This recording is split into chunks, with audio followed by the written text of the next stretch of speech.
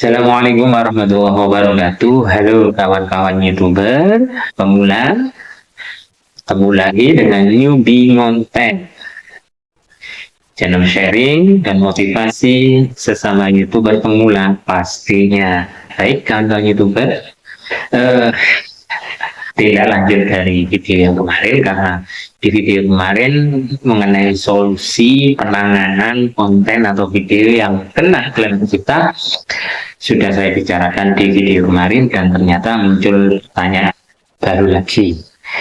Ya, masih berhubungan dengan klaim hak cipta ya tentunya ya.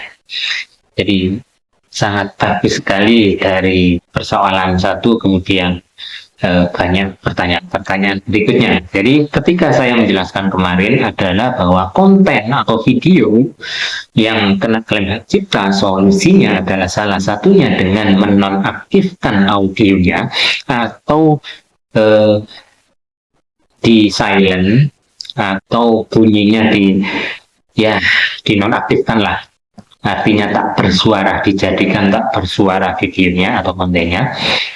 Muncul pertanyaan, nantinya kan jadi gak bagus konten tersebut atau video tersebut.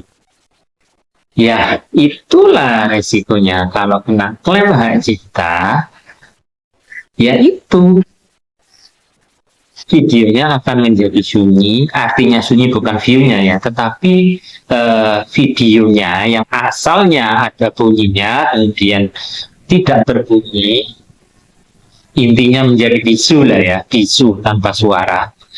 Yaitu solusinya. Kalau kemudian ada pertanyaan, videonya jadi nggak bagus. Lah, kalau nggak dibegitukan, klaim hak cipta akan tetap menempel di video kawan-kawan atau konten kawan-kawan. Kalau pilihannya tidak ingin dibisukan suaranya, ya berarti kawan-kawan menerima kalau video atau konten kawan-kawan itu kemudian masih terikat dengan klaim hak cipta gitu loh. Kalau memang kawan-kawan masih menginginkan video kawan-kawan supaya ada suaranya, kemudian dapat kelihatan bagus dengan ada background musiknya sehingga kena klaim hak cipta, ya terserah, itu nggak masalah, pilihan pada kawan-kawan. Saya hanya memberikan solusi-solusi alternatif supaya klaim hak cipta itu hilang dari konten kita dan video kita. Karena apa? Itu akan berpengaruh ketika belum monet, pengajuan monet akan sedikit terhambat. Kalau sudah monet, kena klaim hak cipta, itu nantinya apa? Penghasilan itu akan dibagikan kepada yang punya karya tersebut. Hasil dari pendapatan YouTube, dari iklan, ya, itu akan masuk ke yang punya produk itu tadi, misalnya musik, ya karya, yang mempunyai karya musik itu yang akan mendapatkan royaltinya. Ya, kalau video yang saya maksud di sini, andai kata kalau konten kawan-kawan atau video itu adalah hasil remix dari beberapa video atau satu video saja yang diambil dari medsos yang lain, misalnya dari TikTok ataupun dari Twitter, ya, itu bisa saja. Makanya kemarin saya jelaskan, dilihat dari mana dulu kena klaim hak ciptanya. Misalnya kalau konten yang kawan-kawan YouTuber pemula buat itu adalah konten original, bikinan kawan-kawan sendiri, kemudian dengan suara kawan-kawan sendiri, kemudian kena klaim hak cipta karena misalnya menggunakan background musik tertentu, sehingga yang kena klaim hak cipta itu ada pada background musiknya, maka cukup dihilangkan background musiknya saja, ya. Kalau memang konten kawan-kawan adalah konten original kawan-kawan sendiri, buatan kawan-kawan sendiri, suara narasi kawan-kawan sendiri. Tetapi kalau kena musiknya, ya cukup dihilangkan saja musiknya, atau nggak pakai musiknya aja sekalian. Kan gitu maksud saya kemarin video itu. Kemudian muncul pertanyaan tadi, Ya, yang kalau dibisukan semuanya itu kasusnya pada konten atau video kawan-kawan yang bukan original kawan-kawan sendiri. Misalnya ya, adalah konten yang dari remix, campuran, remix gabungan video-video, cuplikan-cuplikan atau potongan-potongan video dijadikan satu di remix. Video tersebut hasil dari misalnya ambil dari Twitter, dari TikTok, ataupun dari WA misalnya sekalipun, ataupun dari Facebook misalnya. Nah, itu yang saya maksud bisukan. Karena tidak ada obatnya itu, diapa-apakan juga nggak akan hilang klaim hak ciptanya kalau tidak dibisukan. Kecuali kalau kawan-kawan ini menghapusnya, ya silahkan menghapusnya. Tetapi efeknya apa? Efeknya adalah view akan hilang, jam tayang juga akan hilang kalau dihapus. Di privat juga begitu, dijadikan visibilitasnya pribadi juga akan seperti itu. Sama di pribadi sama dengan dihapus itu sama, menghilangkan jumlah view, mengurangi view yang sudah didapat dan mengurangi jam tayang yang sudah didapat tentunya.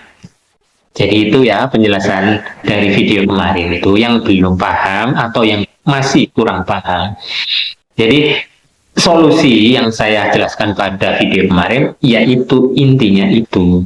Makanya ketika kalau konten kawan-kawan itu original, kemudian narasi suara kawan-kawan sendiri tentunya itu akan akan lebih mudah lagi untuk meninjau, kemudian memperbaiki supaya klaim hak ciptanya itu hilang dari konten kita, terutama pada channel kita. Karena rentan sekali kawan-kawan ya, ini sudah bulan Desember, sebentar lagi akan memasuki tahun baru, jelas aturan-aturan baru dari YouTube akan lebih banyak yang aneh-aneh lagi ya, apalagi AI ya. AI itu nanti pada YouTube sendiri itu nanti ada pemberitahuan atau notifikasi bahwa video hasil karya sebuah channel atau sang kreator ketika menggunakan AI itu akan ada penjelasannya bahwa konten ini dibuat secara AI. Wah, itu mungkin saat ini tahun ini belum muncul ya pada video teman-teman. Tapi kalau awal 2024 kemungkinan akan muncul pada video tertentu yang bahwa video tersebut bukan hasil original tetapi dibuat dengan menggunakan AI. Entah itu AI masih belum jelas ya yang dimaksud dengan di sini, apakah animasinya AI atau audio vokal suara dari AI ataupun tampilan layarnya yang bergerak itu dari AI. Pokoknya intinya ada penjelasan atau notifikasi catatan pada video tertentu yang dibuat dengan AI ya. Jadi itu kawan-kawan ya, bahwa untuk mengantisipasi klaim hak cipta ini yang anti rungkat, antisipasinya makanya mari kita mengantisipasi dengan cara apa? Membuat konten yang original, semuanya serba original, entah itu dari isi kontennya dengan gambar yang original buatan kawan-kawan sendiri, visualnya dengan kawan-kawan sendiri, suara dan narasi juga dengan hasil karya kawan-kawan sendiri, original artinya buatan kawan-kawan sendiri. Jadi ini antisipasinya bahwa tahun baru mendatang itu ya juga akan lebih berat lagi ya bagi kawan-kawan YouTuber pemula tentunya, dan itu tidak menjadi halangan karena setiap kita berkarya itu juga pastinya akan memberikan pengalaman-pengalaman baru bagi kita dan tentunya kawan-kawan YouTuber pemula ya. Dan di sini saya hanya sekedar memberikan sharing, memberikan saran, memberikan bukan apa ya, bukan menggurui, tetapi sama-sama belajar bahwa ada hal-hal yang harus diperhatikan dan perlu diantisipasi. Maka caranya adalah dengan membuat konten atau video yang benar-benar hasil karya kita sendiri. Kalau dirasa konten kita butuh musik, ya kawan-kawan harus mengeluarkan duit dengan berlangganan musik. Tentunya membeli musik kemudian jadikan backsound. Nah, itu biasanya anti anti klaim hak cipta, ada sisi musiknya ya. Jadi itu ya kawan-kawan.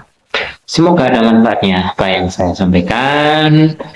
Salam sehat selalu untuk Anda dan keluarga. Saya akhiri, wallahul muwaffiq ila aqwamit thoriq. Wassalamualaikum warahmatullahi wabarakatuh.